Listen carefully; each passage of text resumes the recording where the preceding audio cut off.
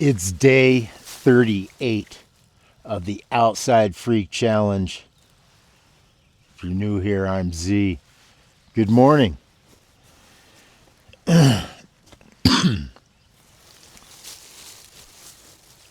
This is almost ready, and I am more than ready.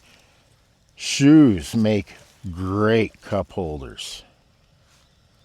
Just saying. We've got our usual vanilla and monk fruit, and we are using the Yukon blend. It's not bad. Not bad.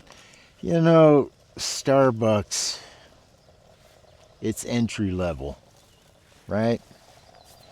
Truth be told, Starbucks is really just entry level coffee. And it's hard and or expensive to find really good coffee.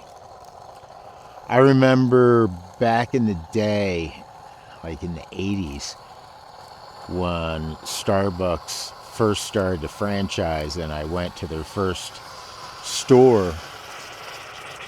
Whoa! That got exciting. Just gotta turn that down. Gotta turn that off. Alright. That's what happens when you put too much water in there. It's okay.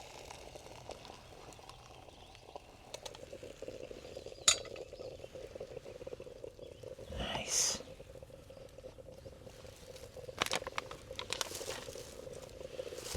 We also have made some nice powdered milk. I usually make this the night before, and then it's much better tasting.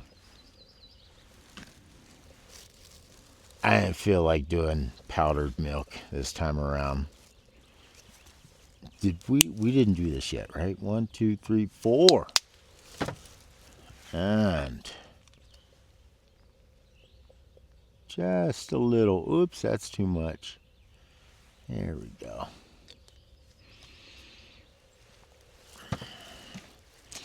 Yeah, the early days of coffee in Seattle were just incredible. Oh, there we go. We have a latte happening here. Yeah, the coffee was really good. I don't know what happened, and it seems like over the years it's been more and more difficult to get a good cup of coffee, good tasting cup of coffee. Maybe it's the brew method. I don't know. If you guys have any ideas on how to make good coffee, and if you think like just your standard Starbucks coffee is good coffee, then yeah, no.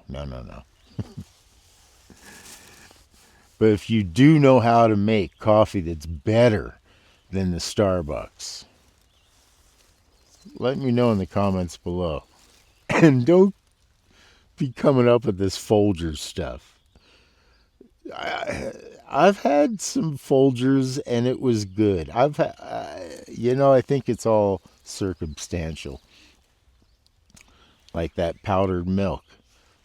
It's pretty good compared to like creamer, like that powdered creamer. Yeah. Oh yeah. Oh, that's just too much. The gear thing. I I could be guilty of sort of being a gear freak. But I kind of really like gear. Gear is what allows me to live the life that I have lived. I started living like this very early on as a teenager, and then throughout college, and then on and off throughout my professional career.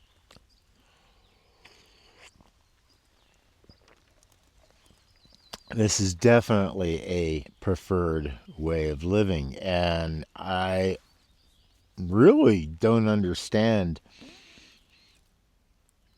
how. Well, I guess that's not true. I understand how you would want to live in a house and live in a nice house and have all the nice amenities and stuff. But then you got to go and you got to exercise and you have to get out. Then you have to buy a mobile home so you can go travel around and bring your stuff. You see, I think in the end, it all just winds up kind of being the same. The same in effort, the same in luxury. Um,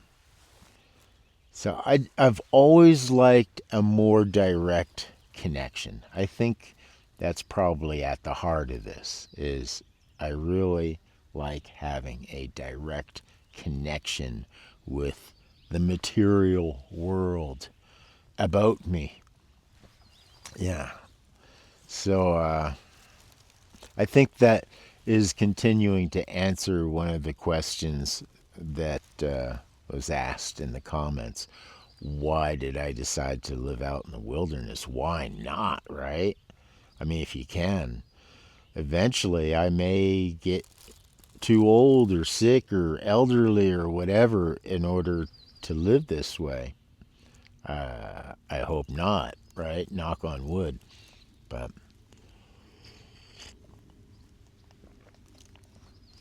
But I was about to go into a rant on gear, wasn't I? I won't. I won't. I'll just say that gear is an interesting journey because you, you don't have to wait to do this sort of thing until you get the gear. There are all sorts of ways to enter into this. I mean, you could just grab a thick trash bag, right? I mean, you just grab one like a public, you could just grab a trash bag and get and collect lightweight, useful items. I think you could probably do it within a day. If you get multiple trash bags, then you've already got shelter.